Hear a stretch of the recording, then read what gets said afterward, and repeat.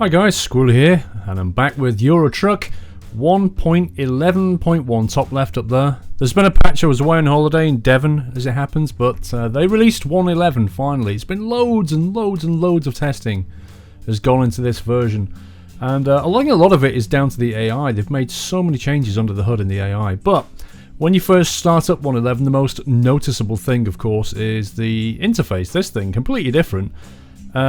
You'll start to see news down here and latest DLC packs down here. You'll see completely different way of selecting your profile. Over here on the right, once you've been in and back out again, I've noticed, if you've noticed here, it's got no stats, but once you've been into your profile and back out, it's built all the stats out. So that's different, and then you carry on into the game, and straight away, if you're observant, you'll notice a lot of these icons are different. They've all been stylized and touched up. Very nice, very professional looking, which is kind of cool. One thing which has come in 1.11 is over here in cabin adjustments, and you can now finally adjust your seat. And this has been the bane of, well, it's been, I wouldn't say the bane of, but it's been requested quite a lot actually. You know, a truck can you can adjust the seat in a truck, so why can't you adjust it in this thing? Well, now you finally can. So you can put your seat forward, put it backward, you can put it up, you can put it down. You can change your default position of looking, so it's a bit more up or a bit more down. More applicable if you don't use Track IR, that one. And the same with this, you can start off looking slightly to the left, or you can shift slightly to the left or right. Reset it back to defaults is quite handy. I usually drive it about there, but I've got Track IR, so I'm not going to use quite a few of these things. But anyway, you know, if you want to suddenly feel like you're a 6-year-old driving your dad's truck, then you can indeed. And if you want to feel like you're 6'5", 6'8", then you can do that as well. It's entirely up to you. So, nice little addition. Once you've got it set, I'm sure like me, you'll just leave it and carry on playing. So back in the menu, you've also got this thing now. The radio's been improved, so you can finally sort by names, sort by genre, language, bitrate. I'm not sure about the bitrate one. The good thing is though, once you've found some good radios that you like, you can also click on the button on the left and favourite them, and then you can sort by the favourites as well. So if you like listening to the radio while you truck, and quite frankly, who doesn't, then you can now use the radio stream a little bit better. You can of course go to the music player, which you can use here. You just drop your music into Euro Truck Simulator 2/music, drop your MP3s in there, and then it'll just play through them. Radio though is quite cool to have, especially when there's a bit of talking, bit of background noise. So I'm just going to pick up a job here. It's actually some dairy products. Release the parking brake. I'm just going to back up into this trailer here, and I'm going to show you where I'm going to take it. I'm actually in Venezia, which is Venice, of course. Venice is one of 3 new cities that's been added with this release, all completely free. And this particular job that I'm taking, let me just show you where we're going to go. So on the map, I'm in Venice, which is here, and Venice is by the coast, and you'll see in a second there's dockyards and a nice ship and stuff. And then up the coast here, here's, excuse my pronunciation, Klagenfurt and Wörthersee. Wörthersee? I don't know how you say that. And then off up into Graz here. Now the job I'm going to take takes me from Venice up to Klagenfurt, past Graz, and then up to Bratislava up here.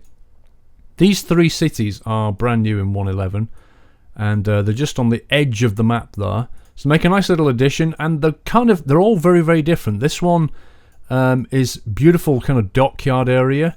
Klagenfurt is really industrial, and it's got something rather cool in there, so I'm going to show you that. I'm going to pop in and give you a quick view on that. And here there's actually a tunnel, and then Graz is quite a small little, almost a town really, more than a city. But we'll take a drive, we'll talk about what's in 1.11, and I'll show you some sights along the way. So first of all, you can see straight ahead over there, there's quite a nice bridge, massive suspension bridge. Over to the left here we've got the docks, and you can just see the ship there and the dockyard. I'm just leaving UPS. This is a Scania T long line, in case you're wondering.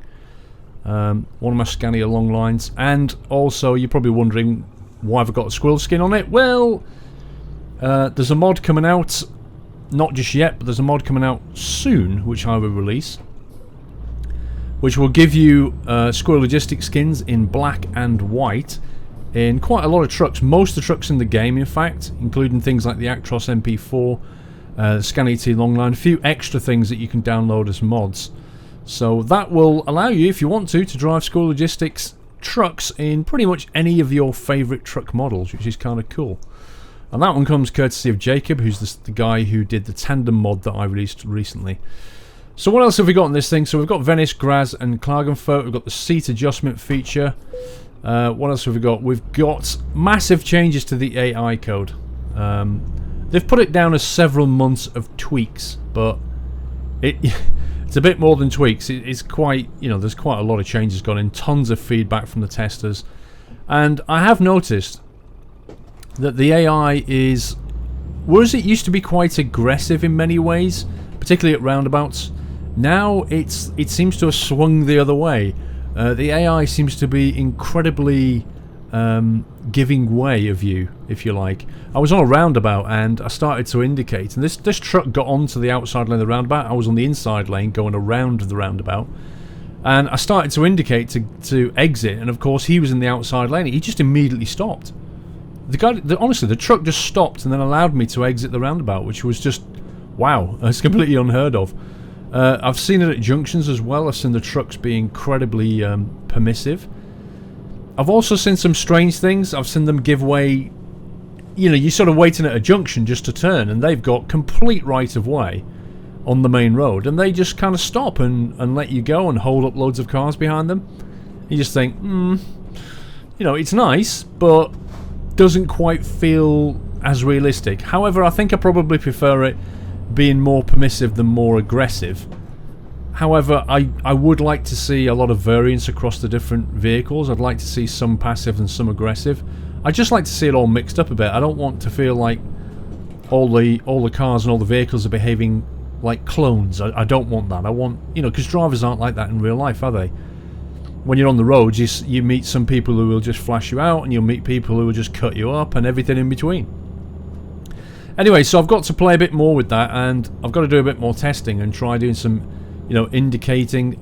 Like, for example, if I indicate here, okay, there's no giving way there. If I go into the middle lane, will the guy behind me overtake? Yes, he will. Did you see that? So I'm going slower than him. He's now changed lane, as he should have done, into an overtaking lane and gone back. So that's really cool.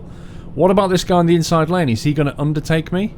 Yes, he is. Now, I don't think he should have done that. That's not certainly in the UK, that's not a road legal move. If the police saw you doing that, they'd probably pull you over. What he should have done was change to the outside lane and overtook me. He shouldn't really have undertook me like that. But obviously that's not something they've tweaked. But I've got a bit more playing to do with this. Anyway, 1.11's got cruise control features. Now, it's not something I use, the cruise control features, because I use the sort of manual stick. You can use cruise control, but I don't bother, personally. I don't know why. Probably because I haven't got enough buttons left on my G27. I've got buttons mapped for everything. Can't be bothered to reach over from my keyboard to set cruise control, but it's there if you want it. If you're a cruise control fan, then you've got some new features in there. One of the big things is the speed. This is a beautiful feature. On the right down there, the little mini map, it's now got a speed limit symbol, and you can see that of 80 kilometers. I'm doing 100, right? So I'm breaking the speed limit, but that's a truck speed limit.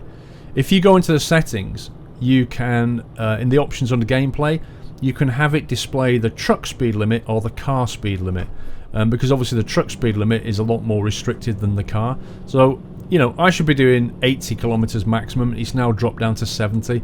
And incidentally, if you put it into a different national mode, so kilometers or miles per hour, it will adhere to that as well. I just happen to have it in kilometers per hour, and you may have noticed I drive on the left. I have a left-hand drive vehicle, and in my G27 I have the gear stick on the right. Whoops, forgot about the massive long nose of the Scan ET Longline. People often ask me on the stream why, because I'm a British, so why don't I have a right-hand drive vehicle? Why do I not have my gear stick on the left of me?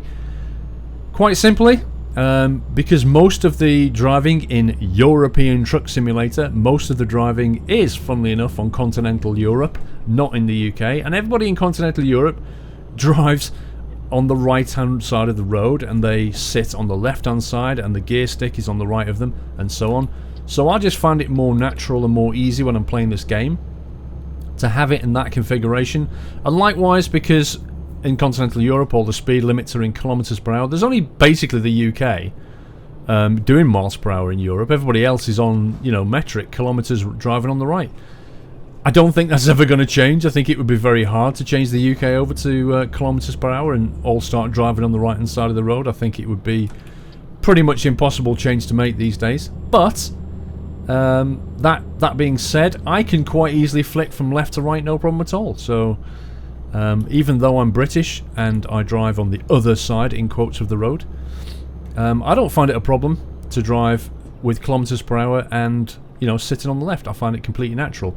So that's my choice. You may feel differently, but that's just me. The point is, the speed limit is now shown down there on the minimap, which is fantastic, because when you're on roads and suddenly you'll see speed cameras, I've often questioned, what is the speed limit? what speed do I need to be at? You know, because there's hardly any signs of speed limits on, particularly when you're in France or stuff, or in Germany. You're on those autobahns and motorways, and you'll get a section of the road that has radar on it, and it's not actually published anywhere, or sometimes you'll fly past it and be thinking, what is the speed limit? Well, now it's always there. Like I say, very, very useful addition. I don't know if you noticed or not, but we just passed the speed limit sign saying 70, and then the speed limit changed down to 70. So it does work, and it is very useful. So that's a nice change.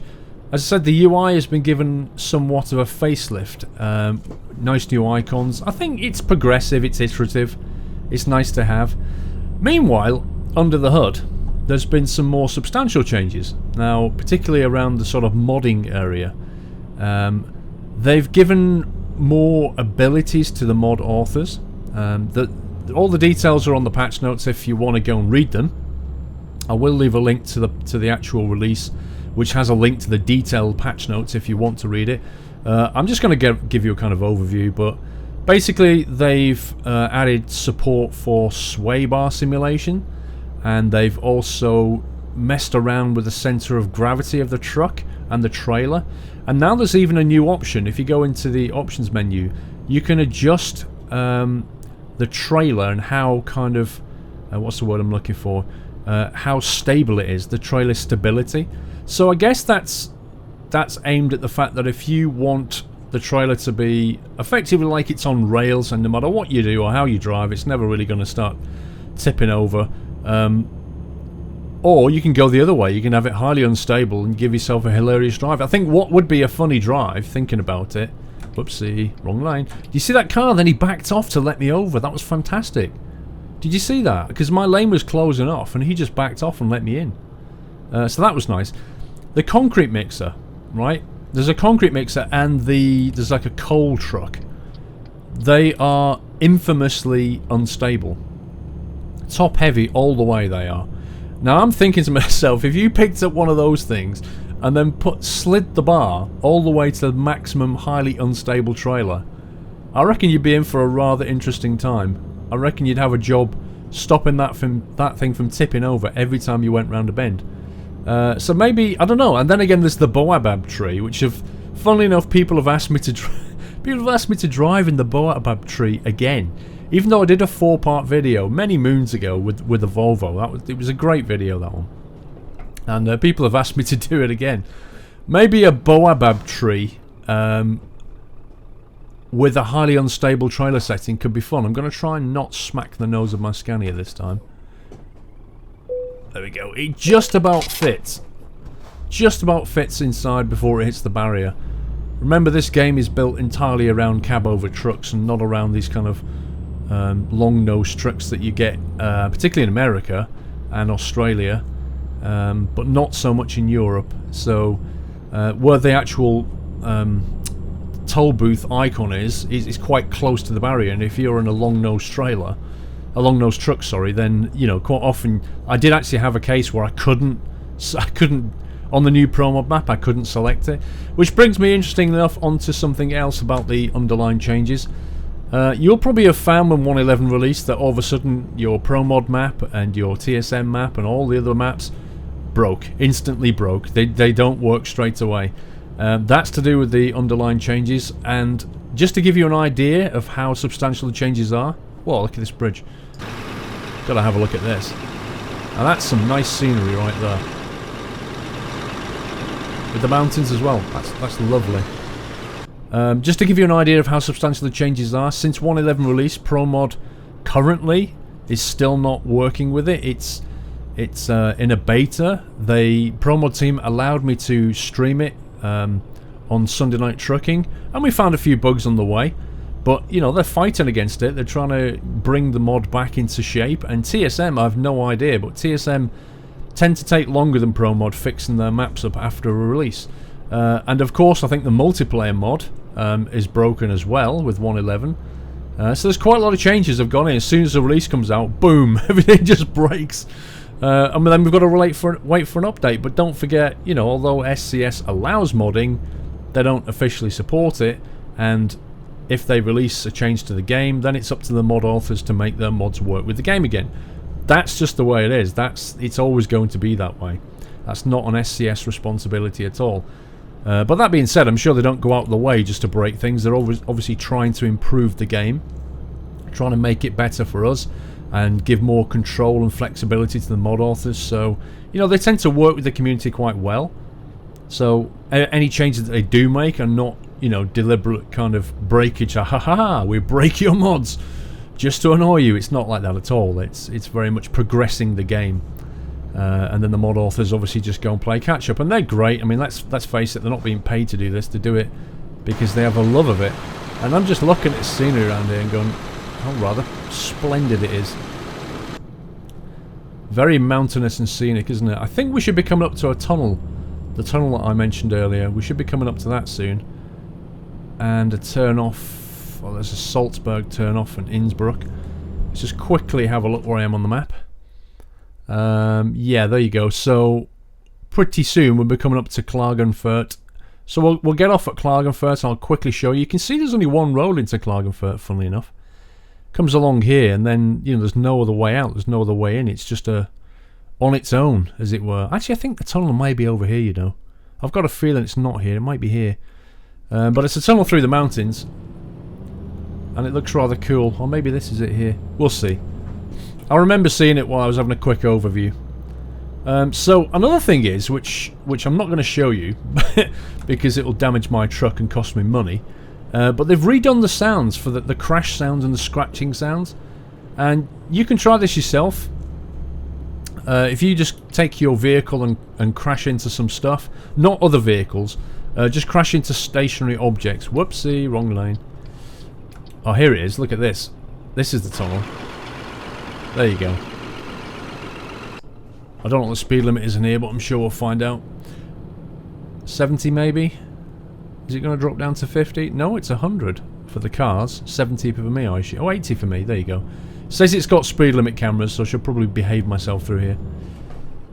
Yeah, if you actually bash into things, you'll notice the sounds are not just... They were all very unidimensional, weren't they? Like unisound. It was just a bonk kind of noise. Well, now you'll hear more kind of authentic noises. You'll hear more scratches and scrapes and plastic compressing, and it's just a lot more realistic now, the sounds. So have a go of that. Feel free to destroy your truck finding out what that sounds like. And the other thing is they've equalised the sounds between in-cabin and external. So when you're in here now, and then when you flick out, you'll hear there's quite a big difference in audio. You see? The audio levels are very, very different. So they've equalised a lot of those sounds. I'm just looking for my lane turn off here. It's not that one. Oh, it looks like... Look, there's an exit there. It kind of makes me think they are going to build... Yeah. That makes me think they've put a massive junction in. That points the way to an extension. Or maybe they've just left the door open for mod authors to unlock that. That's kind of interesting. Yes, and another one is the more realistic timing of the air brake sound. Now, I'm not entirely sure what that means, more realistic timing of the air brake sound. If any of you guys know, then feel free to leave me a comment, because I kind of read that and thought to myself, well, I'm not too sure what that means. Also, I mean, I use a manual retarder on my G27. Retarder is engine braking, effectively. It's slowing down without using your brakes. And I've got 2 buttons mapped to the retarder, so I can increase and decrease the retarder, and you can actually hear it when you turn it on.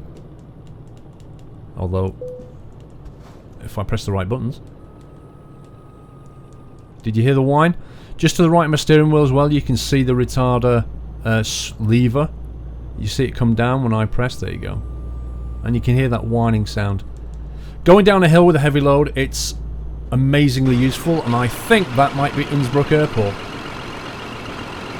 Which is fantastic because I've actually flown out of that in Microsoft FSX, which is kind of cool. Innsbruck Airport is a great airport between a valley, between the mountains. It's wonderful scenery around there. I'd love to go there in real life. But anyway, if you don't use a manual retarder and you use the kind of automatic retarder, then there's actually an indicator that lights up when the retarder's kicking in. I think this is our exit. I'm not sure. I think this may be our exit. And another thing is... Yeah, there you go. Klagenfurt. Another thing is you can now sell your garage. Or sell a garage. You sell any of the garages, which you couldn't do before. Pretty much once you'd bought it, it was yours for life. Well, now if you suddenly decide you don't want one, you can sell it. I mean, I'm not entirely sure why you want to do that, apart from getting some cash back. Maybe.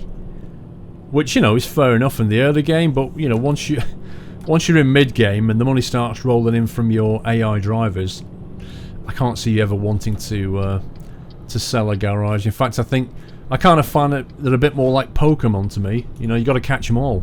You got to go and try and buy every single garage in the game. So why would I want to sell one? But it's there.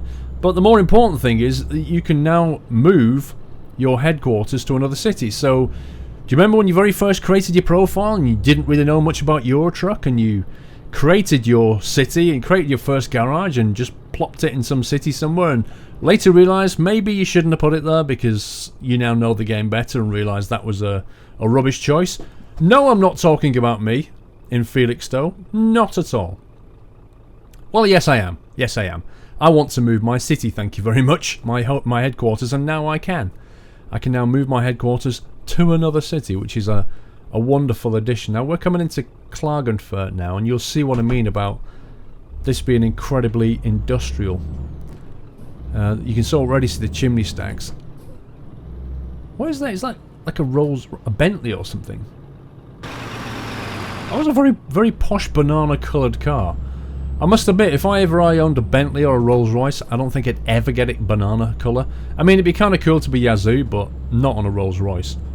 In fact, I can't see me ever owning a yellow car. Not really, not ever. Rolls Royce, Bentley, or otherwise. Dasher on the left. And if I just pop out and we can have a look, you can see this is quite a big place. Lots of pickup points here for jobs, so I can see, you know, I can see you come in here quite a bit, either to drop loads off or to deliver them. Oh, here's something I wanted to show you. Look, just on the left here, as you come in, look at this. Now, funnily enough, there's a discovery point for this. It's not this bus station. There's actually a recruitment agency just in front of us to the right. You can see the icon on the minimap. That there. And when you swing around here, you discover it. There it is. Just on the left. Oh, there's the airport over there, look. But this is obviously a bus station. It'd be so cool to see coaches and stuff here and buses coming in and out of this place. Otherwise, it just feels dead. I'd really love to see some people around here. I'd love to see buses and stuff pulling up. That would make it, you know, just feel lived in, wouldn't it? There we go, let's get out of here.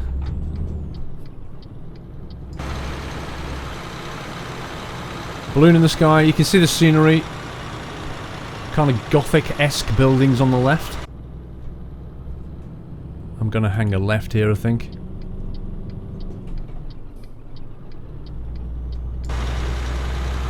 We have a brief look around this town.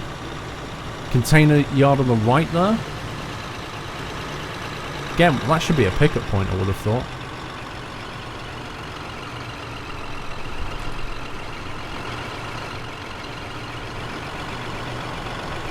Whoa, I thought that guy was going to ram into me then. I genuinely did. Anyway, so you get the feel of this one. So what I'm going to do now is I'm just going to skip forward. And we'll go and have a look at Graz. And you can see, because we've seen Venice. We've seen Klagenfurt. We'll jump forward to Graz. And you'll see the difference between that place and this place. This is quite big. Very industrial. Lots of pick-up and drop-off points. And an airport. But let's go and contrast that now with Graz. So here we are. This is further down, and this is the exit for Graz. So I'm just going to get off here. It's a funny thing. You have to drive past the city, and then double back on yourself to come back into it. So we're basically going to get off here, then go back underneath. With our dairy produce. I'm not really sure what we're carrying. Dairy produce, milk, cheese, who knows? Yogurt. Maybe those Actimel things. Those, what are they called? Those bio cultures. Unbelievable. I don't know why people take those, to be honest. But anyway, each to his own. But yeah, who knows what we've got on the back. Actually, how heavy is this thing? I didn't actually look. 18 tons. That's quite a bit. I'm indicating here, and this guy's just undertaking me, which is another interesting one. So it looks like they do undertake. Although when I was in the middle lane on that motorway, he managed to overtake me as well.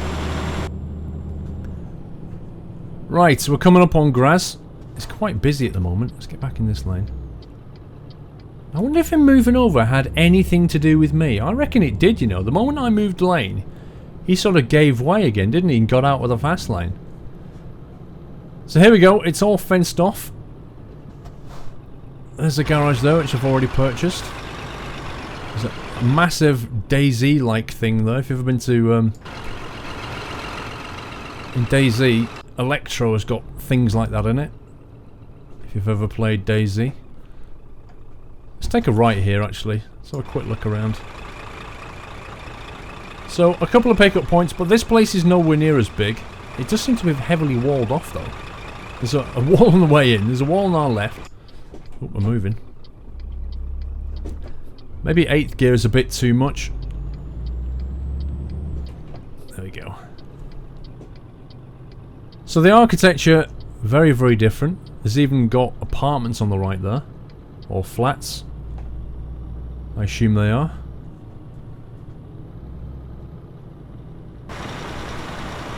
Cranes, some more chimneys. Oh, I thought I wasn't going to stop then. I thought I was going straight through that red line. It's all very well done though, isn't it? As usual. I mean, SCS has very high standards of its map editing, and we'll give them that.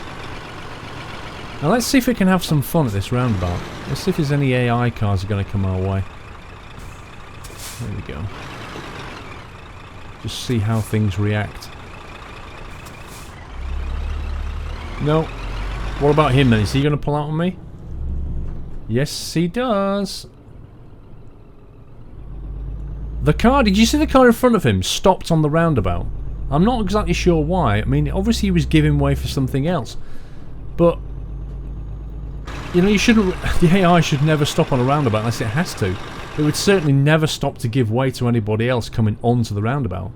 That would be crazy. Now there are some more container loading bays here.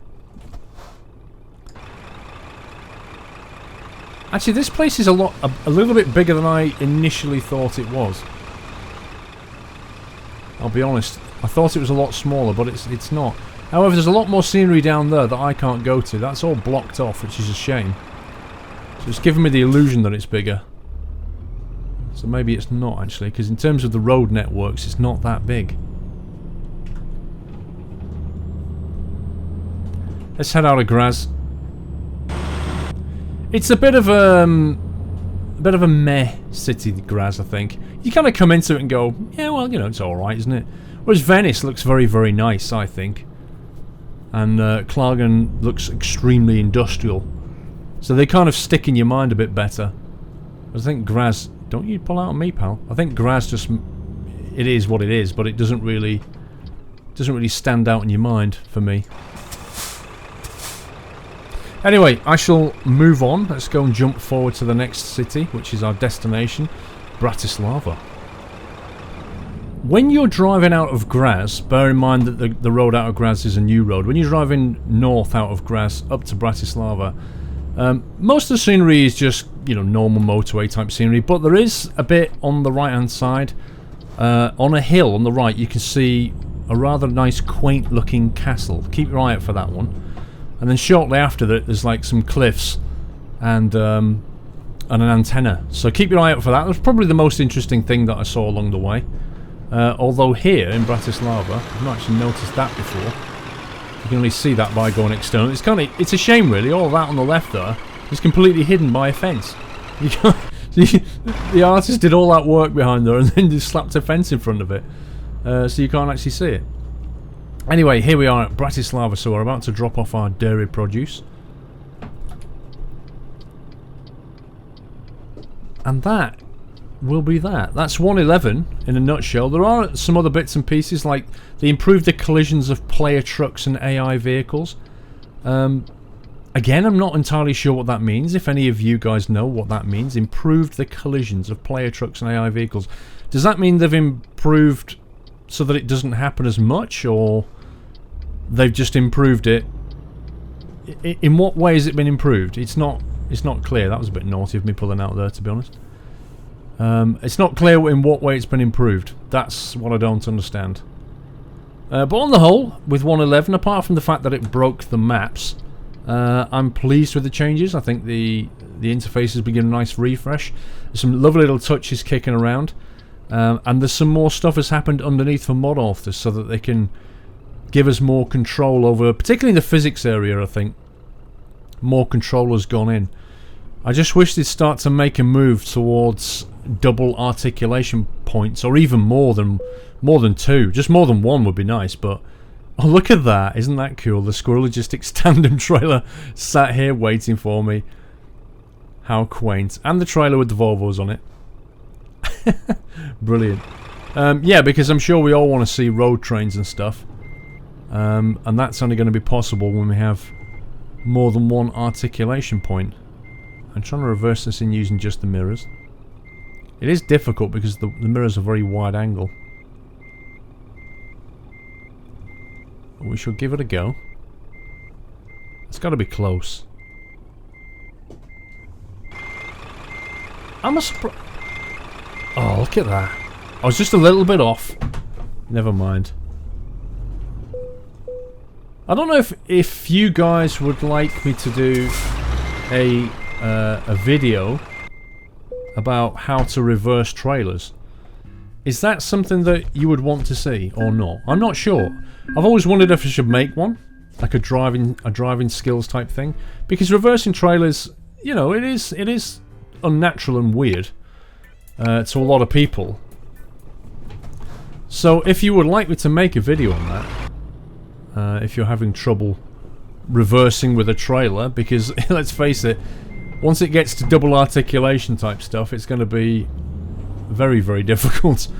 But for now, would you like me to make a video on how to reverse trailers and stuff? How to, the kind of theory behind it, and techniques and stuff? If you do, then leave me a comment to say so.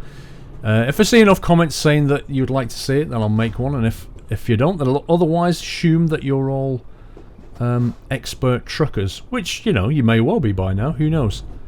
But anyway, that has been 111. Nice little update from STS, thank you very much. And until the next video, guys, take care. And happy trucking.